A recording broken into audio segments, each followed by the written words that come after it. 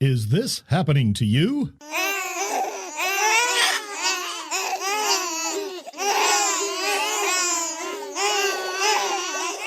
There are babies everywhere. I just don't know what to do. You know, ever since the Supreme Court overturned Roe v. Wade, babies are piling up everywhere, and you just don't know what to do. Well, get ready, because Jonathan Swift Industries has a modest proposal for you. Introducing Jonathan Swift's Industries Certified Baby Meat. In this time of rampant inflation, sky-high meat prices, and questions about sustainable farming, many people are looking for alternatives to beef, pork, and chicken. And that's where Jonathan Swift Industries steps in. We have the solution to all the surplus babies just lying around. Certified baby meat produces very little impact on the environment and helps to reduce landfill pollution by eliminating the need for diapers, baby toys, and clothing that they would just outgrow anyway. Baby meat is good for the environment and good for you. We know that today's fast-paced society makes it hard to eat a healthy diet, but with Jonathan Swift's baby meat, things just got a whole lot easier. Babies are low in calories, low in fat, high in nutrition, and full of taste.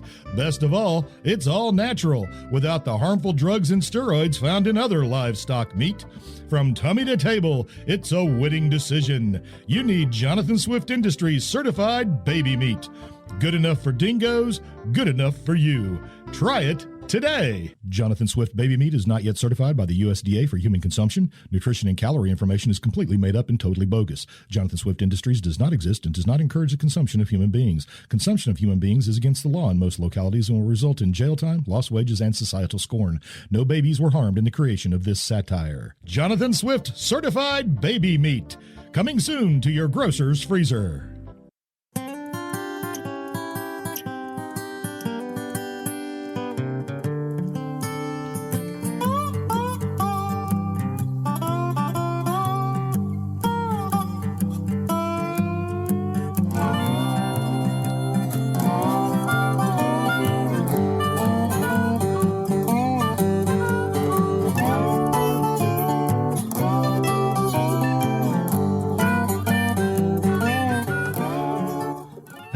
Greetings, how y'all are?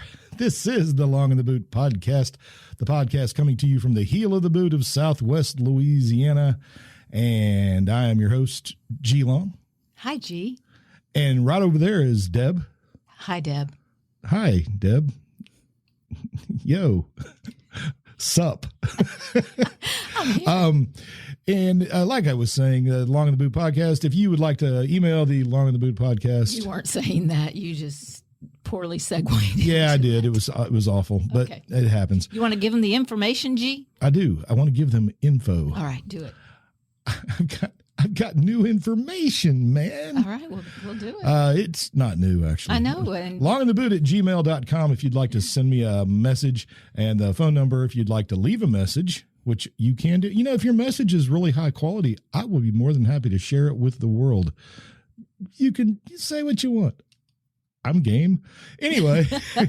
Ooh, that's a dangerous statement. All right, that is 337-502-9011 to reach the Long in the Boot studios. Yes. There you go. And possibly a live human being. It could happen. It could. Well, it's less likely now. Less likely now.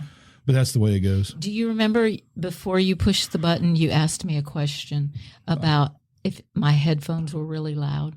Yes. Yeah, you are really loud in my headphones. Your headphones are really loud? Yes. Okay.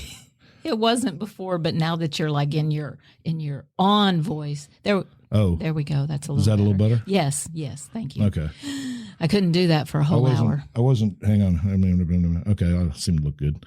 On the Spectrum analyzer thing, not my actual look. You have a Spectrum analyzer? It's built in. Oh, that's impressive. I just wanted to make sure my logo. All right. I just want to make sure the logo was So okay. You've given the community the contact info. I did. Yeah. All right. So we're ready to just go. I guess. I mean, yeah. I mean, is there anything else happening? You got community stuff? Is there a community thing? Drive safely through school zones, kids. Yes. School's starting School up. has begun for some. And so please, and we'll think about begin that. for the rest and shortly.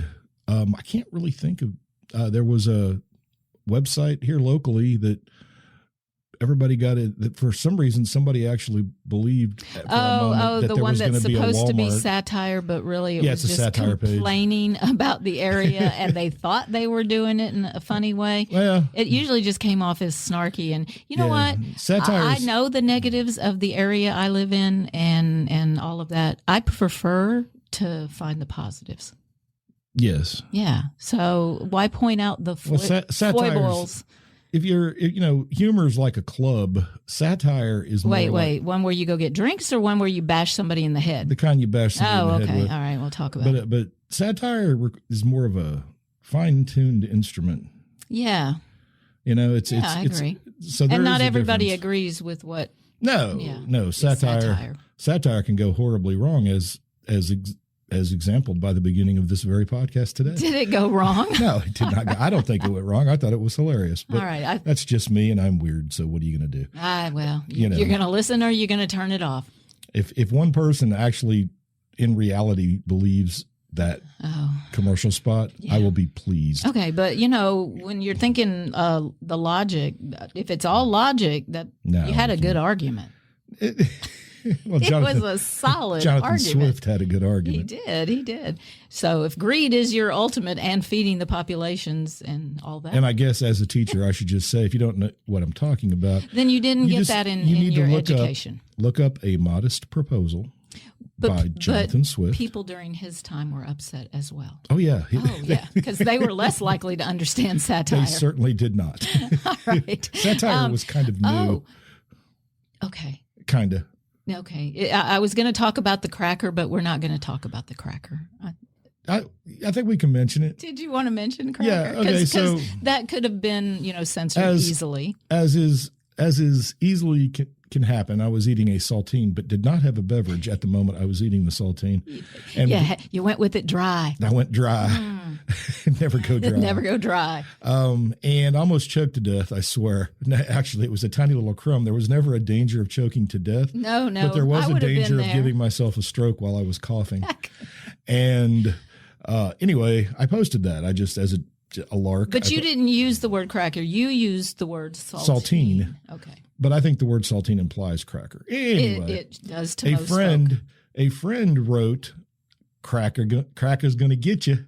Yes, cracker's going to get you.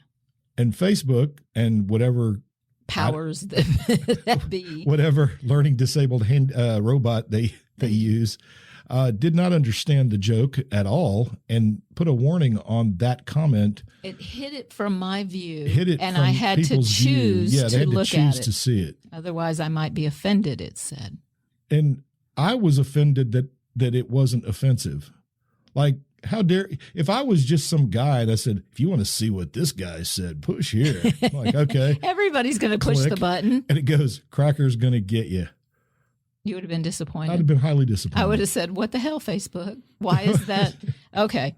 So the implications being in the word cracker, of course, because we all know how saltines are offensive.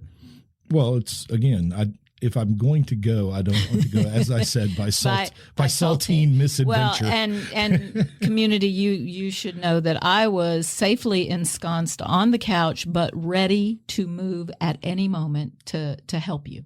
Well, what's she going to do? I mean, I can maybe get my hands around your chest. I wasn't. From it behind. wasn't that kind of choking, though. No, it really wasn't. It was more like you breathe it in. was It gets just in your lungs, annoying. and then you spend the next 20 minutes trying No, it was far longer. Yeah. Okay. Trying to cough up that little. So tiny food tried crumb. to kill you. Food tried to kill me. Yes. Yes, and apparently over time, food is always trying to kill us. Oh, it is, especially in America, with all of our chemical. So if you haven't guessed, food. our topic that we'll attempt to at least dance around, our topic for the day, we're talking about food. Yeah. Just stuff. Well, Food stuff. as any of our topics, we like to know some history about it. Well, we go look it up. We look, we think find about different stuff and we aspects find about things. it, and then narrow it down, and then of course the current stuff, and then where is it going? We all should know deep in our heart where food will be going. Well, hopefully it's going near us.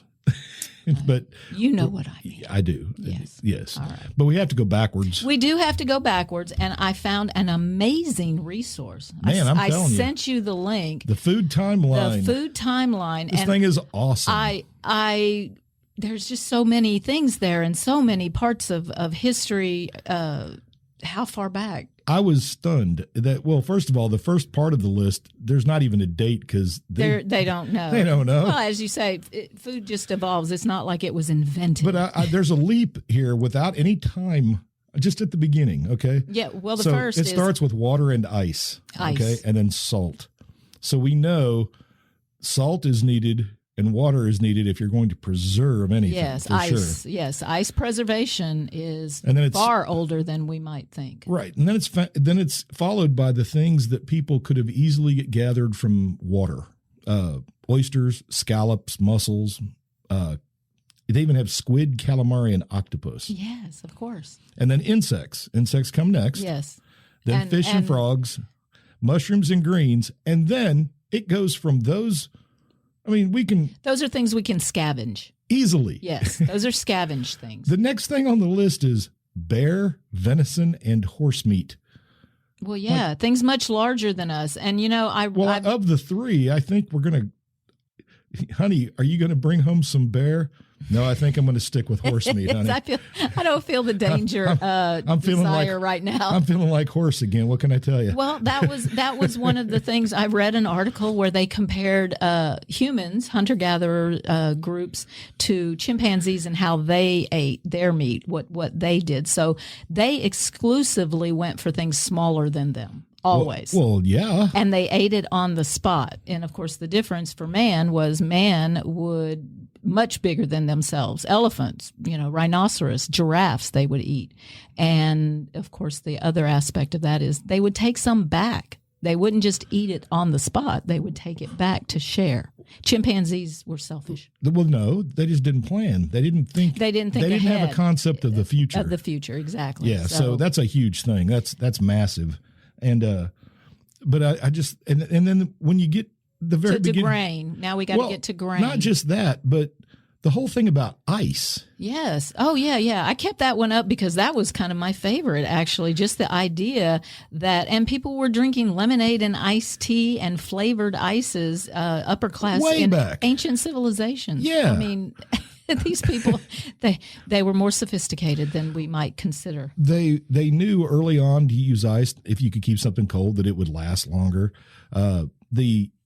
The whole thing was fascinating, and the work that went into getting ice, to getting it, procuring it, and keeping it in cellars. Love the lake cutting. Yeah, but think about it. When we were in Germany and the castles, the kitchens were the most fascinating. I think Berg Eltz was the one where they showed you in the castle wall how cold that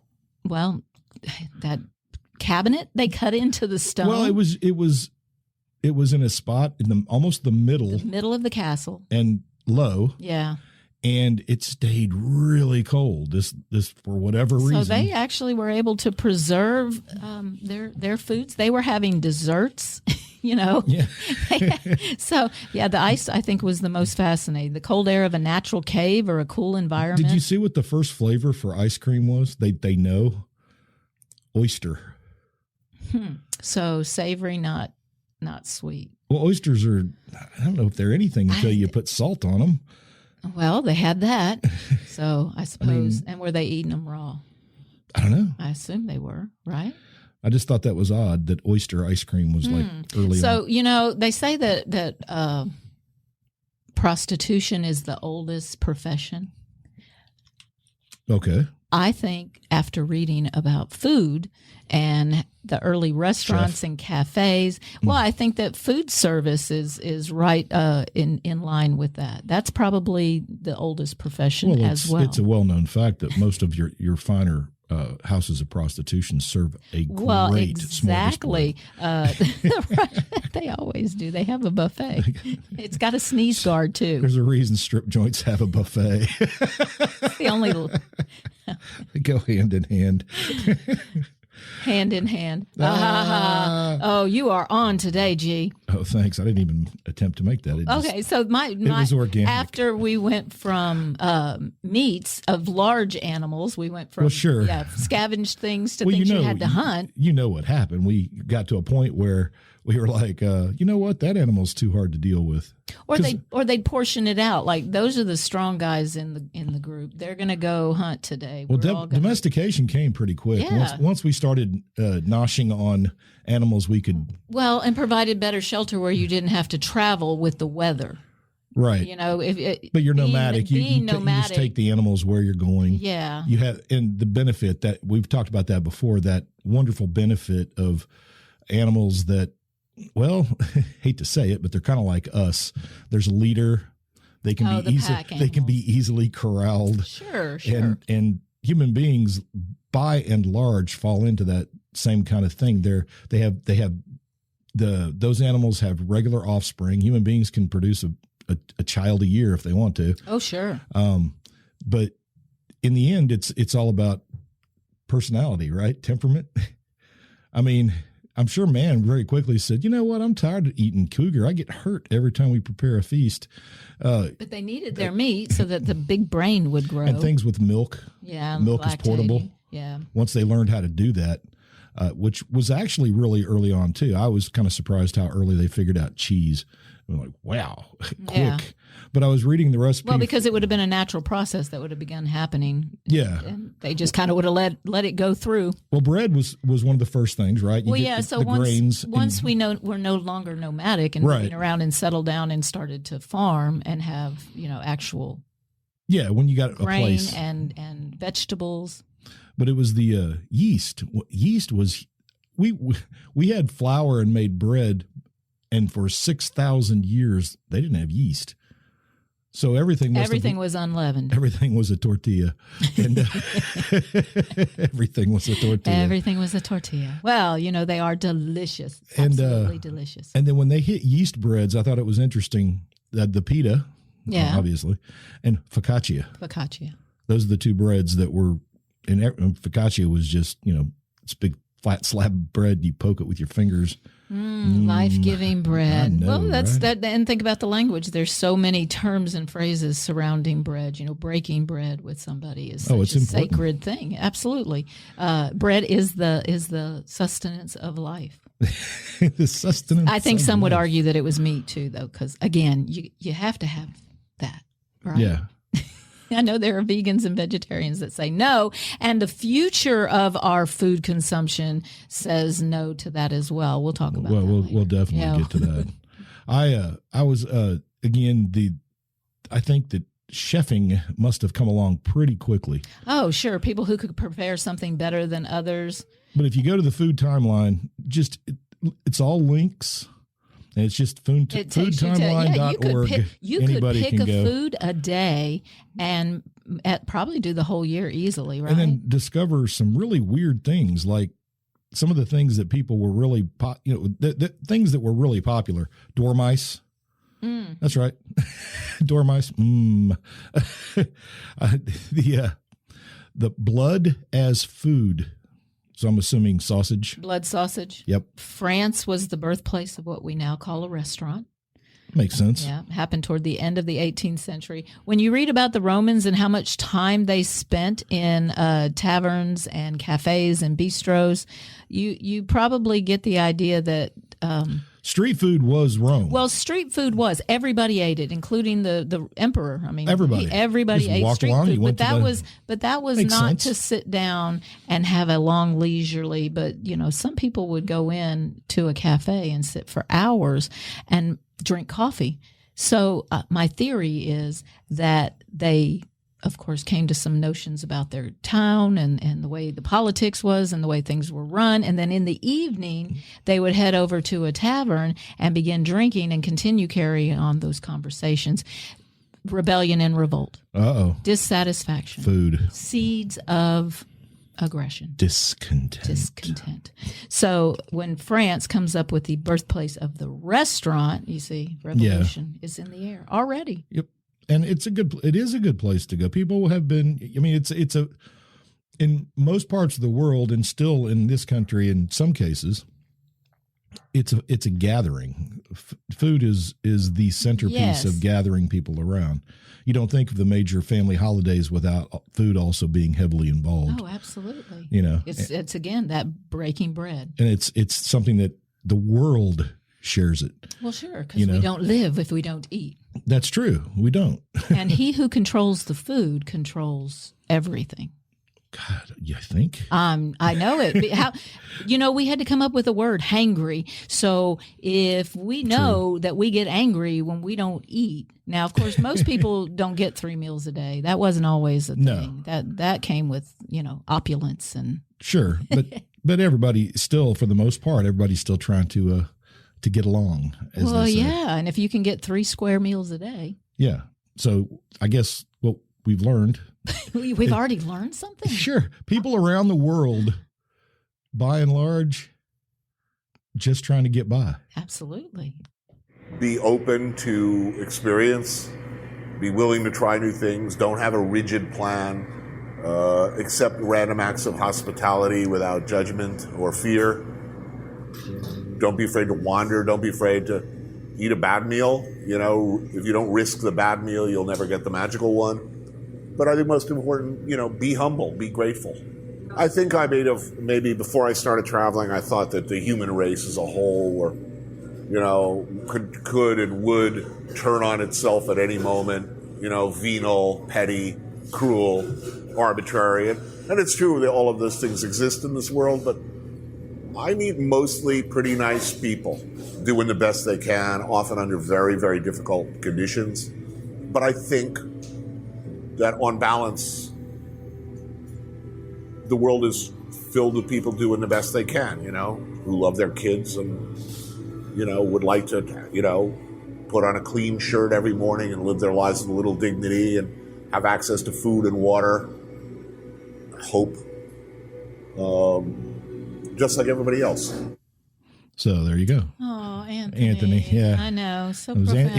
He could be so profound and seem to love humanity so much. Oh, yeah. So his end was very, and actually, that I know this, our community doesn't though, but Scarlett and Stephanie and I and the grandkids were in a small Italian cafe upstairs when we were in Trier, Germany, when we heard that Anthony died. And It was one of those moments. You know how there are moments in your life when something big in society happens that just sticks with you. You know where you were when 9/11 happened. Yeah, it was shocking. Everybody who was of age knows where they were when Kennedy was shot. You help yourself to all of Anthony Bourdain's travels. Oh through yes, his, and two watch him a second. No time. Reservations, and then what was the other one? Without Borders. Oh yeah, the second one. That the second one he did? No. What was it called? No Borders? I don't know how you could find out. CNN. It was on CNN. Anyway. Yeah. Anyway, Anthony Bourdain had. But I like those early ones. I like the when he was No Reservations, and he was doing it on the Travel Channel. Yeah, I did too. Because it was raw. It was more raw. It hadn't been done. He hadn't crafted it yet. Well, we've all seen. He says in that interview later, he talks about how anybody now can do a food show. He said all you have to do is anybody watch. can do a podcast. Yeah, it's true. Oh, we need to give a plug for our former students and their podcast too before we go. What's it called? Calling Your Bluff. With a UR. That's right. Yes. I couldn't remember the name. Well, Moss Bluff. But yeah, they're going to talk sports. They'd forgive me. Okay, they know I'm old. I cut you off in the middle. I'm sorry. I had a random thought that I had to say it right then. Just had to blurt it out. I did because I knew there was some community thing this morning and I couldn't remember what it was. And I would have written it down, but I didn't bring the book in here anyway. So yeah, well, I write stuff down. I'm just trying to make it. Just makes you hand tired. Starting the school year. So, all right. So anyway, we settled down. We have grain. We have restaurants. All the stuff. We have all of that stuff. Now we can start creating recipes that get written down. Yeah, and lots of them. Yes. In fact, people in their recipes, I saw a story yesterday about a woman who's gotten great TikTok coverage for going to grave sites and finding recipes that people have carved on their tombstone. They loved a recipe so much. Apparently, it was a very common practice in Europe, not quite as long here in the U.S., and then you can go and make their snickerdoodles or whatever. Most of the recipes, too, are desserts. Because they're considered comfort food. They speculate. Yeah, but I say mac and cheese, which was one of Anthony Bourdain's favorite food. Just mac and cheese. Mac and cheese. Yes, and we know he loved a good pig. Well, we do know that because he was in Louisiana. Yes. I still haven't watched the movie with Back in the day. Nick Cage. No, the one called Pig, because apparently it'll make you never want to eat ham or pork again. And as much as I love Nick Cage, I know the movie's good. I just can't do it. Oh, I don't want to ruin that. I love a ham sandwich. I love it. A good ham sandwich. Mm-hmm. Okay, I'm sorry if I'm offending a vegan. No, they'll get over it. And you don't have to. Well, speaking of vegans, then I guess. Oh. We could talk about something that I thought was interesting. What did you find? Well, one of the things, of course, is people are always going to veganism because of health, right? Sure. That's what they say. No, I did. An American scientist says we need to eat like our ancestors. Well, they're finding out more and more that it isn't necessarily vegan food. If you're still buying food that's termed vegan in a grocery store, the chances are you're getting too much salt in that. There's for preservation. Yeah, they've got an interesting thing going on where they're starting to come around. They're finally doing more study of vegetarian diets and some of the things. Soy, that's how they found out about soy milk and how it jacks with people's hormones. Yeah, they just and that increases. But the chances reason of was breast because cancer in women. The reason is because of the fatty acids that are in it.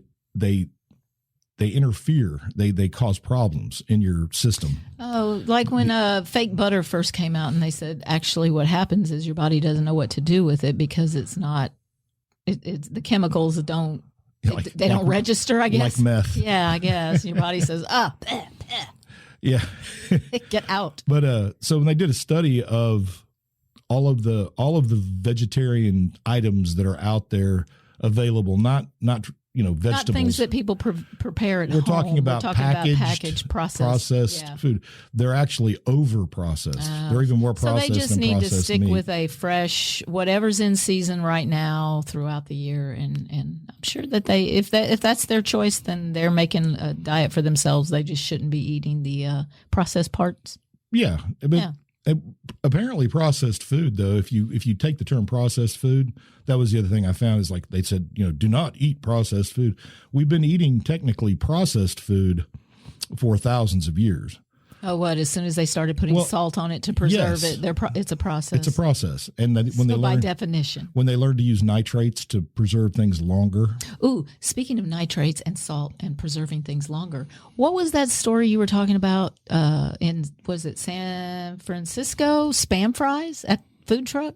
Yeah, spam fries. Yeah, deep fried spam fries, like coated and breaded, coated, cut into little finger fry shapes and people love them? Yep. In San Francisco? Yep. See, when we're thinking about vegetarians, I got it. You know why? Salt? Hawaiians. In San Francisco?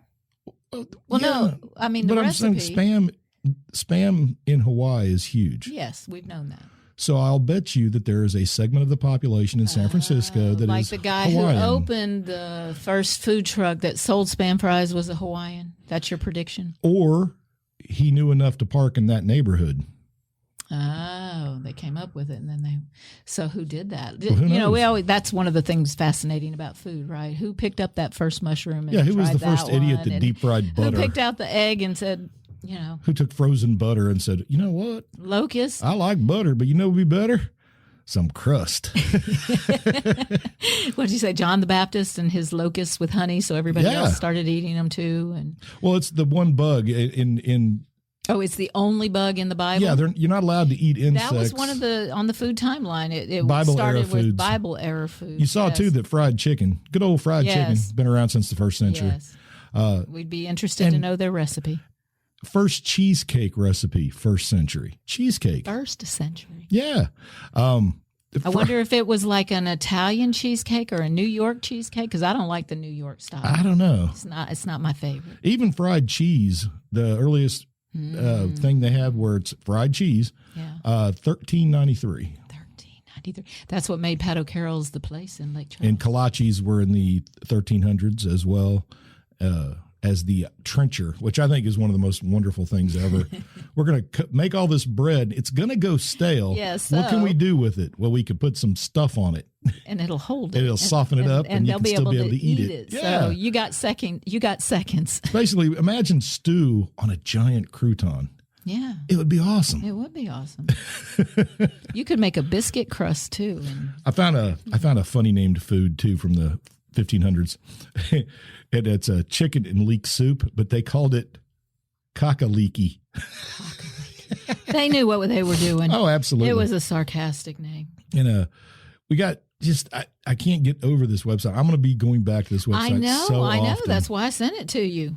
And it blew me away. Okay, so restaurants in America, right? Colonial taverns and inns, not really known for their food, and it wasn't offered on menus. But then finally, the French concept was introduced to the USA when the very last years of the 18th century. And they say the genesis of the Grand City restaurant was that time, often in hotels, right? That would have been the first places, hotels. Yeah. Because, if you're ritzy enough and bougie enough to have money to go to a hotel, then you can certainly cough up some cash for a restaurant and tip somebody. I mean, because if you don't have money, you're not going, or you should not be going. Right. If you don't have enough money to tip a server, then don't go eat. Then go someplace. Go someplace that doesn't have servers. Then you're at a food truck on the street. I know all the economic reasons people give for not doing it and all that. It's just nonsense. That's part of the social norm. That's part of the rules, people. Well, the owner should pay them, minimum wage. Yeah, well, they make more than minimum wage. That's why they're waiting tables for $2 an hour. Because it's the oldest profession. Probably. I'm going to say that now. That waitressing that serving, you think restaurateur. There is no way that working. I think it happened at the same time. I'm saying they're on the same level. That's it. One has to walk and the other gets to lay down. Well, maybe you don't always get to lay down. I don't know. Maybe you could do both.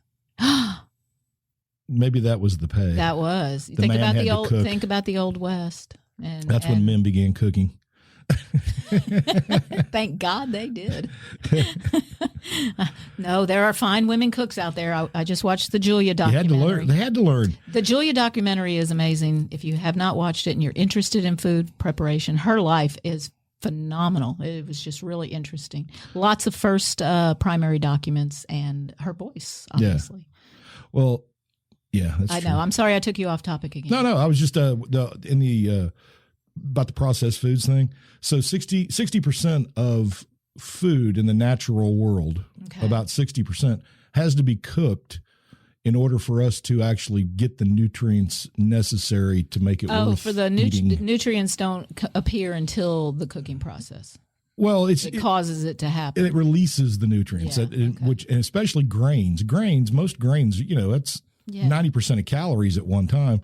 You gotta do something to it. You can't just eat it. Yeah, no, not everybody can have that nuts and. But it talked about processed food, and so they our forebears bred, ground, soaked, leached, curdled, fermented, and cooked naturally occurring plants and animals until they were beaten into submission. They created sweet oranges and juicy apples and non-bitter legumes, happily abandoning their more natural but less tasty ancestors. Our forebears built granaries. They dried their meat on a massive scale. They salted fruit. They salted fish. They smoked fish. They curdled and fermented dairy products. They added preservatives such as sugar, salt, oil, vinegar, and lye to food to be able to preserve it for long periods of time. So their taste buds were developed enough for them to go ahead and want to create other flavors and preserve things. And the guy's argument here is Garden of Eden wasn't all that. He said what you had in the past was a bunch of people locking stuff in storehouses and preserving processed and you think about how food communicates. When you're traveling and you come into a country, you may not speak the language, and we know how important communication is. They communicate through food. Absolutely. And cultures communicate through food as well. And they share that so readily, And now it has become cultural appropriation rather than just delicious appropriation. Absolutely. Think about here. Yeah. Think about here. Louisiana food. Oh. Right? Oh, that's why you stayed. The sign might say Glenda's Creole Kitchen, but the food, it's as Cajun as it gets. A close hole-in-the-wall near Breaux Bridge, very popular with locals, and to date, undiscovered by foodies. See, I had no idea. It came as a shock to me, the preponderance of this, sort of smothered gravies and slow-cooked meat over rice. That's everything here. I mean, this is like... It was like number one. Yeah. Smothering is where you break all the rules of classic French cooking by doing everything gloriously wrong. You let onions and peppers go so long in the pan, so far beyond overcooked, that they develop a whole new dimension of flavors. The meat or poultry or seafood protein is browned in the pot and encouraged to stick to the bottom repeatedly. Then the pot is deglazed to bring up that dark, soulful fond. The result? A gravy of the gods. Gravy of the gods. That button is red. Is it on? Yeah. Okay. Yeah, that means red is on. But red is usually bad. Oh, yeah, I guess so. Yeah, so when I looked over, That's I weird. thought, he better have pushed that button. No, it's recording. Okay. Yeah. Actually, all you have to do is look at the clock at the top of the little window, and it'll tell you if it's I can't see recording. that. Okay, well. Yeah. Anyway, thank you again, Anthony Bourdain yes. and Travel Channel. Yeah, that was a phenomenal episode. That episode. He went to New Orleans, and then he went to Eunice. And he did a couchon de lait. Well, they did. They did. My Lord. Oh, that was 2 days. You can catch that episode. It'll blow your mind how fast they destroy that pig. And Anthony was blown away by the extent of his, I don't know, probably 48 hours of intoxication and heat. And, they partied. Oh, my Lord. They and when I say, the pig was dismantled, I mean. Our Father, who art in heaven, hallowed be thy name. Thy kingdom come, thy will be done on earth as it is in heaven. Give us this day our daily bread, and forgive us our trespasses, as we forgive those who trespass against us. And lead us not into temptation, but deliver us from evil. Amen. There you go. That's good. Double tap. That's the way they taught me in Jersey. You'll have a great time. 6 a.m. in Eunice, Louisiana. And already, it's so hot, you see heat mirages. Your shirt sticks to your back, and you struggle for air. Oh, we all know We know that. he's in Eunice. We all know that. And but what that doesn't tell you is, if you haven't seen it, is the night before they stayed up until like 2:00 in the morning, drinking and eating and dancing. And, because it's like the sous chef preparation the night before. Everything was pre-stuff the night before. Yes. And there was a lot of work. Oh my Lord! They portioned that baby out. That's why they have to pray. There was for no him. part of that pig that went unet. Okay, and we are not pushing Catholicism because we played. You know what? Get over it, man. That was the point. People are sensitive. They were giving their People blessing are before sensitive. he capped that piggy. Well, you give thanks for your food. It's a very Native American thing to do. It absolutely is. Yeah, because it's given its life to feed, hundreds. It is. Yes. Here, let's wrap it up. With Are you doing another? Yeah, I'm gonna do one more. I shouldn't have even mentioned Anthony Bourdain's name. I know. Pig's gonna go through some death throes. In the days before refrigeration, Cajun families would get together to share the work and proceeds of a freshly killed hog. Not too much salt, okay? Even the blood is collected fresh from the pig, who obligingly pumps the last few spasms of his life into a pail. Salt is added to keep it from coagulating too soon. This will soon be delicious, delicious boudin. Here we go, all hands on deck. In the heat, even in the cooler months, meat spoiled quickly, so people learn to work fast, to cooperate. Very slow, guys. The water's hot. Nice. They turn every bit of pig into something smoked, cooked, or cured, all in one frenzied rush of simultaneous activity. Oh, yeah. Pull them out. Pull them out, bruh. No time to waste. It's known as a boucherie, and they do it around here as often as they can. It's basically a party.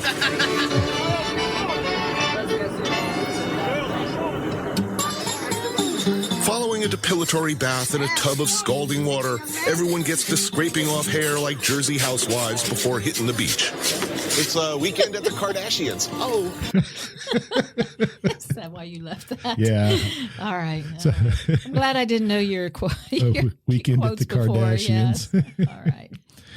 It's probably a Oh, man. hirsute bunch I love is that what episode. he's saying. Right? And that's it for Anthony. okay. today. So, good. A special thank you to Anthony Bourdain for joining the show. Yes, yeah, baby. You did a good job. He really did. So my next thing, because there was so much on the food timeline, I said, well, let's go down to the year I was born.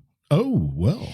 So go look at your year, because I actually have a modern story that connects to the story of the year I was born. Okay, so Oh, really?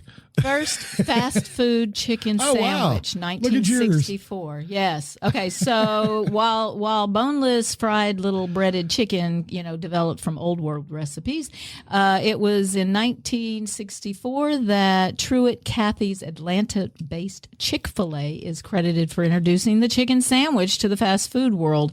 They were the first to capitalize on it. They may not have been the actual first to serve one, but they got credit They got for it going. Yeah, so it was a pretty brilliant move, they said. In 1961, Truett invents the boneless breast of chicken sandwich, calling it a Chick-fil-A. He perfected the recipe over a 4-year period using different cooking techniques from his mother's boarding house kitchen. And, he says he got into the restaurant business at age 8. At that age, he bought 6 Cokes for $0.25, and he sold them to his neighbors for a nickel apiece and made a profit, and he was sold after that. So that led to my current story. Really? About the new fast food battleground. And which is what? It's the chicken nugget. Chicken nuggets? Chicken nuggets. Come on. Yeah. Right now, July 25th, 2022, chicken nuggets. Giant chains like KFC and Boston Market are pushing the chicken nugget war right now. You didn't know that was going on, did you? I did not. So KFC began testing new chicken nuggets last week for a limited time, trying to allure the Gen Z and millennial customers. Oh, okay. Yes. If all goes well, they'll replace the popcorn chicken that's currently on their menu, because I guess nobody likes the KFC popcorn chicken. Oh, okay. I don't know. I haven't been to KFC in a while. Well. Have you? No. Okay. Boston Market has chicken nuggets now. Rolling them out right now. I haven't even been to a Boston Market. I don't even know where one is. I don't either. Spicy chicken nuggets. All right. So my year, 1962, the invention of... You didn't care about nuggets? Not really. I could tell. See, that came across. Well, it's just nuggets. I mean... Everybody loves nuggets. They're like mac and cheese. I guess. I'd rather have a chicken wing. I don't know why you hating on the nuggets. Chicken wing, man does not. Gen Z and the millennials do not want bone in their nugget. That's because they're wussies. Well, that's what they understand from food research. I don't need my chicken processed further into a nugget. Well, You cut a chicken's wing off, it's processed enough. Shape it like a dinosaur, No. put some breading on it, and the Gen Z are going to love it. Man. Okay, what's your year? 62. 62. One of the things that happened in 62 was the instant potato flake was born. Oh, so But- potato spuds. But here you go. This is something interesting. Instant potatoes were basically invented hundreds and hundreds of years ago. Well, of course they were. The Inca would take potatoes. Dehydrate them? No, they would slice them extremely thin and lay them out overnight so they would freeze. And they would do this over several days, scraping the water off. Moisture that comes from it, and it would. Well, it's a natural So they're dehydration. freeze drying the potatoes. Later, they could chop them up and rehydrate them with water for kids, for small kids. I wonder who observed that. In Japan, I think that it's the indigenous Japanese. It's the original Japanese, not the ones that came from China. Like our Native Americans, the original Americans. Yeah, they're indigenous. They're the indigenous people of Japan. And I think it's Ainu. Anyway, they did basically the same thing. They would go and take the potatoes. They would slice them up, freeze them, do the same process. Then they would also make them into balls. They would soak them and they would chop them up, soak them, like potato make balls. them into balls, Like and the they would cook them Germans. over fire. I love potato balls. And so that was also a way of making so that, you would have food Yeah. further down the You road. could preserve it for a time when you couldn't eat. Right. So that's 1962. All It's right. not super so interesting, but where it was are something. Where are we going in the future now? The future. I don't know. Yeah, well, you do. We're going to eat bugs. We're gonna eat they're bugs. priming us for it. Yeah, they're going to do it. Swaying our children. Well, first of all, let's just get this out of the way first. What?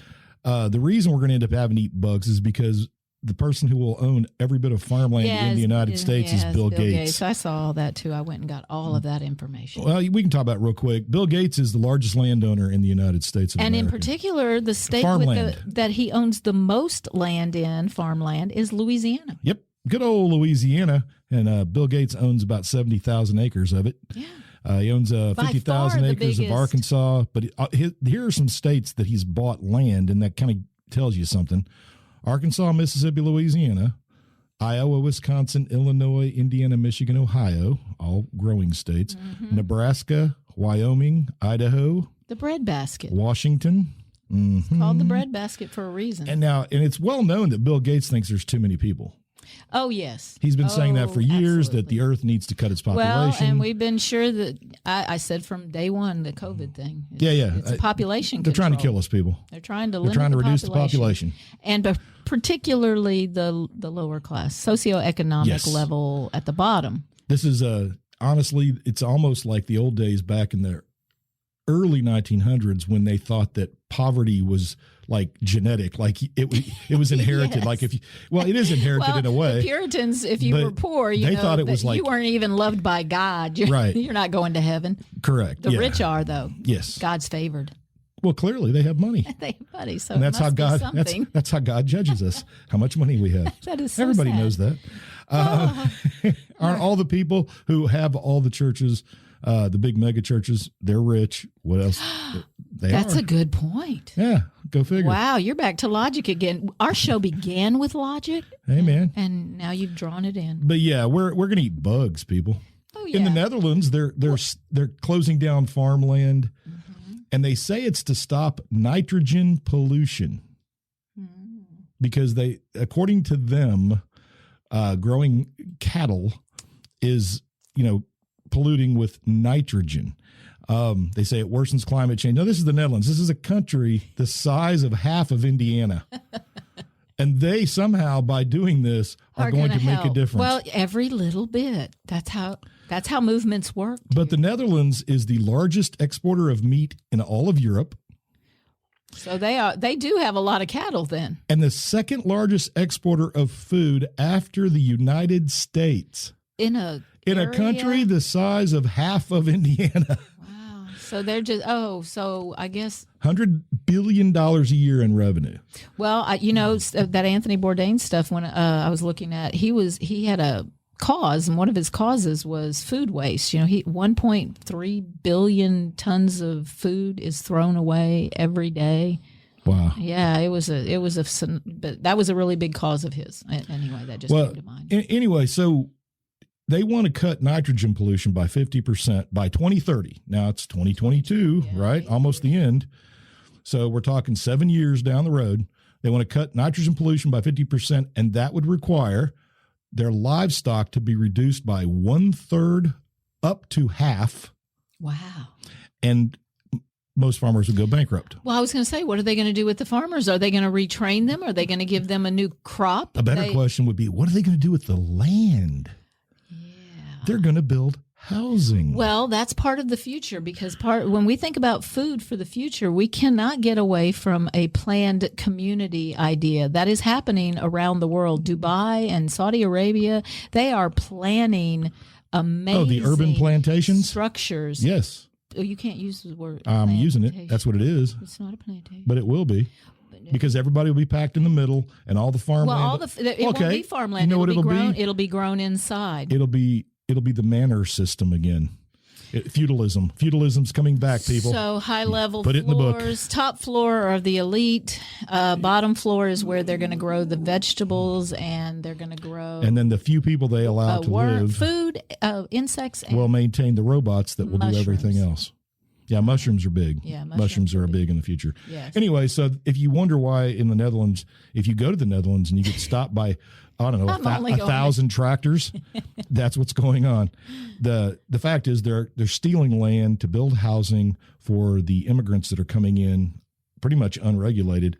100,000 100,000 a year. Wow. To basically just be migrant workers.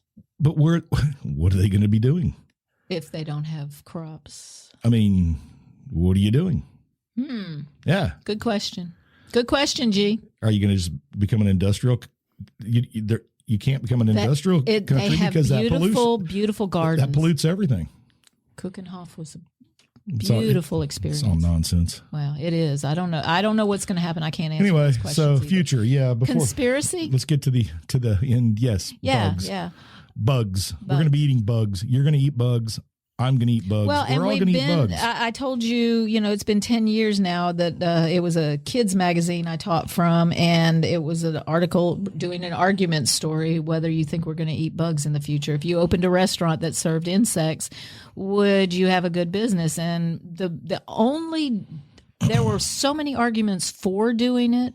Just so many reasons to do it, and really the only thing against it, and it was Western, it's the Western mindset of it's gross. It's gross. We can't get past that. Aesthetics. I mean, they don't look right. They don't look like a crawfish. But I mean, come on.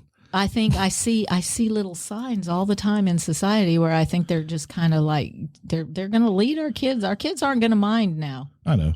Crustaceans are bugs. Come on, they're water exactly. bugs. So if you're going to eat a crawfish and suck a head, you're going to eat a grasshopper. Entomophagy. That's what it's called. Practice of eating insects. Okay. Humans did harvest insects for a long time as food. I mean, that was done. Oh, yeah. But then at some point along the way, for whatever reason, it just kind of stopped. Not in the whole world. There are places in the world that eat bugs, no problem. Anthony Bourdain traveled to many countries. And ate bugs. When he went to Vietnam, he ate a palmetto bug that was as big as his hand. I sweep those up. Oh, Gregor. But the United Nations, you've heard of them. They're a trustworthy organization. The Food and Agriculture Organization of the United Nations is still working hard to popularize entomophagy as healthy, sustainable, and environmentally friendly for the planet. So, okay, and that's all we can eat? Well, it turns out that you can only eat certain insects. Get that. Some insects are poisonous. Not good for us? Yeah. I would have thought a palmetto bug was one of those things because those things are nasty. The big push right now is mealworms. Yes. that'll be the first thing. Turn it into flour, turn it into... There are some brands of mealworms on the bag. Instead of saying not for human consumption, they added the word yet to the end of it. It's like a threat. Not for human consumption. Yet. Soylent mealworms are people. But you can buy dried mealworms for chickens, and birds. So. Well, basically, some people, so there's the idea that you live to eat or eat to live, right? They want us to eat to live. But if you enjoy food, just, Well, you can't say it that way, though, because there are some people who enjoy Doritos and literally eat bags and bags and bags of Doritos. Well, you know what? If you're eating bags and bags of Doritos, I'd have to question if you're actually enjoying it or if it's just a habit. No, I think, hey, man, Doritos taste good. I don't eat Doritos. Look at those kids. I wonder about the kids that eat those hot Cheetos? No, not the hot Cheetos, although that's weird. Blazing. There's some. The red dye. Can you imagine? No, I don't. I've thought about it and I don't want to. Just an aside, the doctor who performed my colonoscopy said that he's had young people that they didn't completely cleanse themselves. They're stained. Like from the whatever. Dye does stain. Red Kool-Aid or. So, oh my God, you're dying. Oh wait, no, never mind. It's Cheetos. All righty. So that big aside there. Anyway, people have been eating insects for a really long time, and now the push is on to go back the other way. But they have lots of pictures on the article of all kinds of weird things being sold. Mealworms being sold for food. Yeah. When I was a kid, hornets' nests. Apparently, that makes a soup that is quite delicious. Like a honeycomb, I guess. Yeah, I guess. Right? I mean, it looks like a honeycomb. And think about how fast insects can reproduce. When I was a kid and we lived outside Fort Bragg, there was a little Asian store that I used to walk down to. It was the only place I could get to, and on foot. they had all sorts of chocolate-covered ants, chocolate-covered bees, Sure. just all sorts of things. And I never bought any of them. I'd always look at them and read the label. Well, to date, 2,141 insects are considered to be edible. 2,000? 2,000 different insects. All but right. of these, very few can be farmed. Same problem we ran into with animals. There's Yeah. all kinds of animals, Yeah. but you can't farm them all. Can't farm 'em. Same thing with bugs, it turns out. But here's a couple. The black soldier fly. You can harvest that. Actually, harvests larvae, maggots, kids. Yeah. The house cricket. House crickets. But crickets are good luck. Yeah, I know. Mealworms, Yeah. of course. The red palm weevil, and other lesser mealworms, All and right. some Well- ants, but not all ants. But ants are not, weirdly enough, apparently they're not very good at being farmed. Well, here in Louisiana, we are lousy with ants. I know, they're coming everywhere. up right now. They're. I don't even have to several work at it. today as I was Cleaning, spray painting PVC pipes. So they're I everywhere. do 45 feet of classroom curtain rods. It says globally, insect farming is the current trend in the industrial sector of food production. Insect farming enterprises will soon be shifting from small-scale household operations, and you can buy a mealworm farm for your countertop Right now. right now. Yes. So you can go ahead and get ahead of the game, kids. Well, it's set up as something for your kids to do because they want to train your But, kids. that's my point. They're programming You this got right to now. get them young. Well, okay, so those are going to be the chefs of the future working With with bugs. and Oh, yeah. insects and other easily, like, mice and stuff. I mean, if we still have to have meat, is that going to be the meat we have? Well, we have meat. I think we'll have mushrooms, and it'll be And that'll be somehow, that, and or they'll yeah. grow meat. It'll be lab grown. Yeah, meat. lab-grown meat. Because they can grow muscle tissue now. So, I mean, it's coming. So we can grow babies. Well, hey, man, some people like cannibalism. Just saying. There are more books about I cannibalism figured we right might now. get back to that at some point. I knew it was going to come back around. There's a book. There's a book called Cannibalism: A Perfectly Natural History that says plots and books and stories about people eating people Yeah. are as old as literature I'm itself. sure. Oh, come on. The Odyssey, written so long ago. As if that is What does the one- Cyclops eat? He eats people. He He eats has people, sheep, yeah. but he eats people. Grendel It's a comes in and it's eats a healthy the, snack. Eats the men. Long pig. If we break all taboos, that taboo was not so taboo that they wouldn't do it. Well, if you get hungry enough, Well, yes. I think the Donners proved that. Survival is primary. They had, So, and well, in China in the 1960s during the Cultural Revolution, famine was so bad that they know for a fact that people Oh, yeah. consumed people. Soldiers in a battle. That's happened throughout history, Yeah, too, absolutely. numerous times. Let's not be naive, people. We're not here for that. We know that the real stuff, inconvenient truths, I guess, is what he would say, right? Even remember that guy? What was the actor's name? Al Wait, Gore? No, Army Hammer. Oh yeah, Don't you remember? He supposedly, allegedly, sent cannibalistic messages to his partner, and they became public. And he got dropped by his agent. He hadn't been working. He's finally back. Was his I think he partner just recently. shocked by these messages? I don't know. It doesn't participate. It doesn't actually say. They were complicit. I think. It seemed like it was a I'll partnership. bet you that he sent these messages to his romantic partner, who later wasn't his romantic partner, and said, "You know what I'm going to do?" Oh, like he's telling him his fantasy, his king, It could be. and trying Why not? to get him on board. But he was also accused of physical abuse. So, but the letters of Gotta be one of those. the letters of cannibalistic messages. Just be kinky without the violence. I so want to eat your face. Yeah, it's really romantic. Yeah, I'm out. Man, whew, it makes me hot. Goodness gracious. Okay, Your so ear looks delicious. food is survival. Food is control. Mm. Food is communication. Food is You can break the rules with food. absolutely. You get good food that way. Absolutely. Breaking the rules. You made us a wonderful chicken parm with chicken nuggets I because did. that's all we had. Yeah, it was Because we're teachers and we get paid once a month. So, you get down to the 30th and it's a 31-day month. Well, of course, when you make it with nuggets, it's actually called chicken parmigiani. Parmigiani, yeah. It's like going to Target. Yeah. I'm ritzy. You know what? It worked. It's like when we go to past DeRitter, when we go to Leesville, and we pass the Classy Queen with a K, Classy Queen. There's a strange disconnect about their version of Classy and my version of Classy because it's a little portable building. It's been, I don't know, seen way better days. Yeah. Anyway. Yeah. All right. Food. So there you go. Food. I guess we need to kind of wrap it up. We do need to wrap it up. We got things to do. I had a quote I thought was nice about food. Food is symbolic of love when words are inadequate. So when you cook me dinner, you are showing me your love. Sure. Always. Yeah, it's the idea. So ladies, if you don't have a partner, I would suggest getting somebody who cooks for you if you don't like to cook yourself. That also means that, I don't say the things I'm supposed to say often enough, but.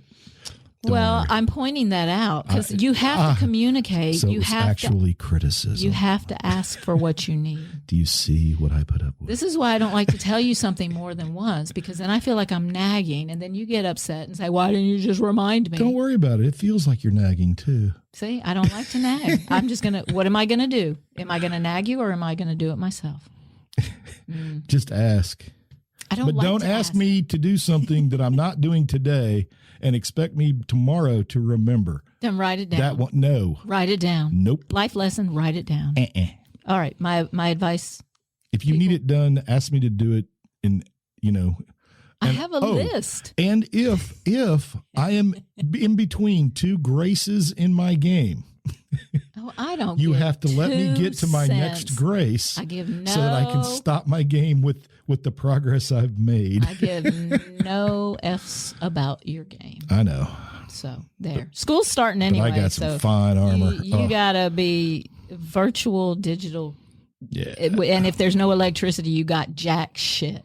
Oh, that's a band, and they were really good. There's a band named Jack Shit. Oh. And they're actually pretty good. Okay. School's starting.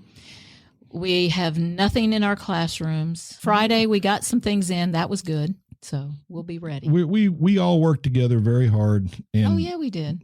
And I wasn't saying anything negative. Okay. Because we don't have anything really, but no, I got desks now. But that's not a criticism. It just is. It just is. I know. I'm not being negative. The views of the Long in the Boot podcast do not reflect the opinions of Calcasieu Parish School Board. It's not an opinion. It's Friday. We all went up there and worked our butts off and got the 7 teachers loaded that were up. Upstairs. Yeah, there was a lot of stuff. It was a lot of stuff. For people who don't have anything, it sure was a lot of stuff. It feels it's weird. Desks and chairs. I am mostly. very excited to be back in that building. The students that helped were wonderful. Yeah, and it's a 1970s building. It was a very tiring day, but it was also quite cathartic, I guess. Yeah. Sweating. I'm just glad to have my room back. Yes, I am too. Oh, so community, we will not be in the same classroom this year. We will have other people to talk to. Yeah. Yeah. That'll be weird. That will be weird. I know. All right. I felt like a shut-in. I'll see you. Were you being abused? Show me on the doll. Doll where she touched you. Okay. We're gonna let our community go, and we'll talk to you in 2 weeks. Yeah. You got your tagline. You got to say that. I know. Oh, okay. I would not ever I was waiting for you to segue into it. Oh, to segue into it. Okay. Well, I believe that joy is portable, and you can take it with you and share it. And I believe you should all have a really great couple of weeks, and we'll see you back in 2 weeks for something. For something. We'll talk about something. We won't not talk at all. We could. All right. It'd be up to us. Bye, people. Bye-bye.